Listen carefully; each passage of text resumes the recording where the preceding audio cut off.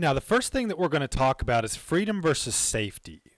Now, real quick, before I go any further, ask yourself this. If you had to pick one or the other, freedom versus safety, which one would it be?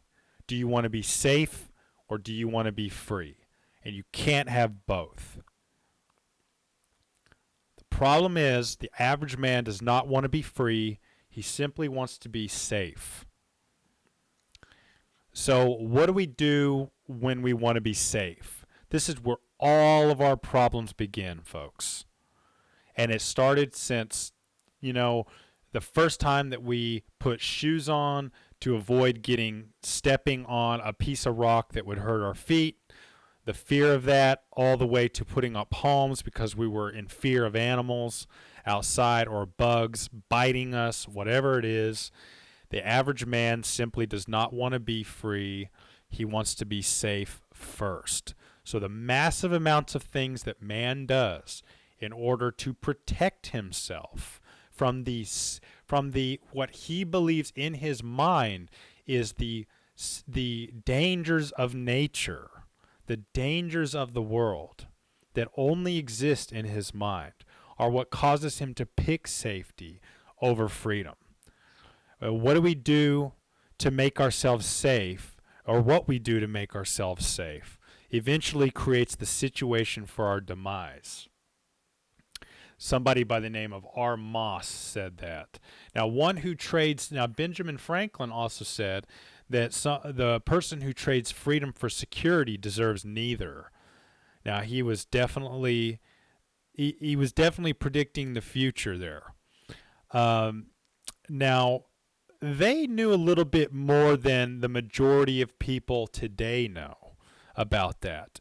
So our safety and fear stems from not only 4 methods of control in our world today that exist for all men, but men's animalistic, materialistic ways about them due to the fear, due to the evil. They feel that they must protect themselves from it. And what do? They give away their power. They hand off their power to people to help them stay safe.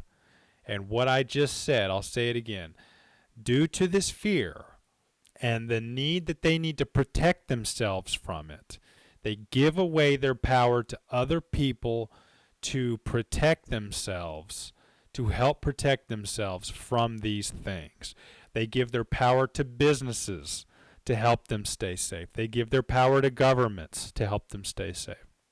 They give their power to religion in the belief that their version of God will keep them safe and even save them. No matter what they've done, they will be saved because they need that safety. And also that if they have massive amounts of money, that will keep them safe. And science now, technology can keep them safe, no matter what the technology is. Robots will keep them safe. The aliens that will come from outer space will keep them safe. It is this fear and this fear alone that causes all of this havoc. And so I basically say the same thing in this slide, that man trades his God-given freedoms due to the fear of other men. And it could be animals and plants or whatever.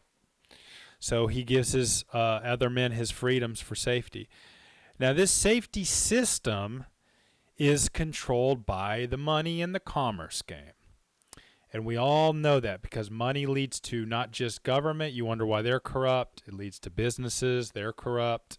In order to stay safe, these businesses also will be the first things that shut down. Government shut down. Businesses shut down. They'll leave you high and dry in a heartbeat because they're only there to keep you safe. And when they're not able to do that, they'll run. Or when the money runs out, they'll run. So the problem with this is, now I put no fear, no game played. If you don't have any fear, if you are truly fearless, you stay free.